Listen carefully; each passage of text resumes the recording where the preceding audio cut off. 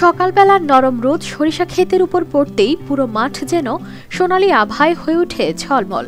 একদিকে বাতাসে ফুলের মিষ্টি গন্ধ, আর অন্যদিকে বিস্তীর্ণ মাঠের মাঝে সাজানো সারি সারি বাক্স, যেখানে মৌমাছিদের ব্যস্ত আনাগোনা। মধু চাষিরাও অপেক্ষায়, কখন চাক ভরে উঠবে মধুতে। মৌমাছির গুঞ্জনে মুখরিত জামালপুরের এ জনপদ যেন কোরআনে আল্লাহর বর্ণিত সেই আয়াতের প্রতিচ্ছবি।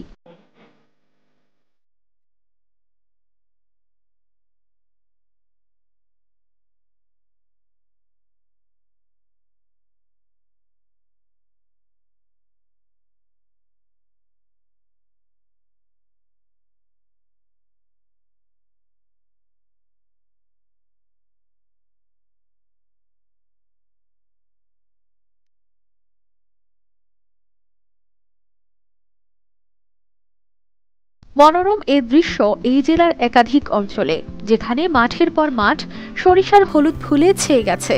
আর সেই সুযোগ কাজে লাগিয়ে মৌচাষিরাও ব্যস্ত হয়ে উঠেছেন মধু সংগ্রহে। এবারে আমার শস্যের আবাদ অনেক বাম্পার ফলন, কারণ হলো দেশের তাপমাত্রা অনেক খুব সুন্দর। কারণ এই পৌষ মাস জানুয়ারির আগে যদি দেশের তাপমাত্রা ভালো থাকে তো শস্যের ফলনের খুব বৃদ্ধি বেশি পায়। মৌমাছিরা যেখানে ফুলের মিষ্টি রস খুঁজে পায়, সেখানেই গড়ে ওঠে মধুর রাজ্য। মধু চাষিরা সাধারণত সরিষা খেতে ফাঁকা জায়গায় শত শত বাক্স বসিয়ে রাখেন। আমি এবারটা এক পাখির মতো আপনার সরিষার আবাদ করছি। মোটামুটি আল্লাহর রহমত সরিষার ফলন ভালোই হয়েছে।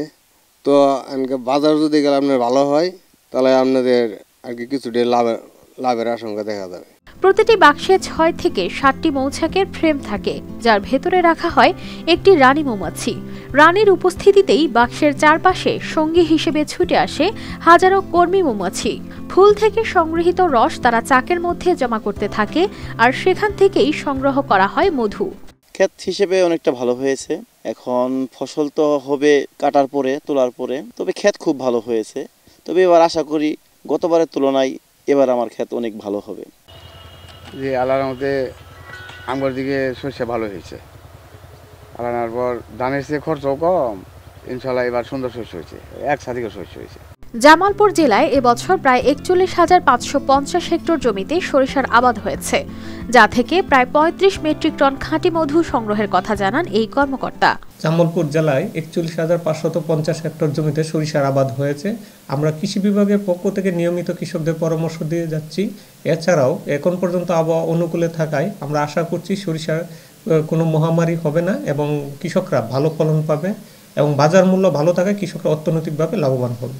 প্রতিদিন সকাল 8টা থেকে বিকেল 5টা পর্যন্ত চলে মৌচাক থেকে মধু সংগ্রহের কাজ। একটি সময় যা ছিল শখের, এখন তা রূপ নিয়েছে সম্ভাবনাময় শিল্পে। News desk, RTV।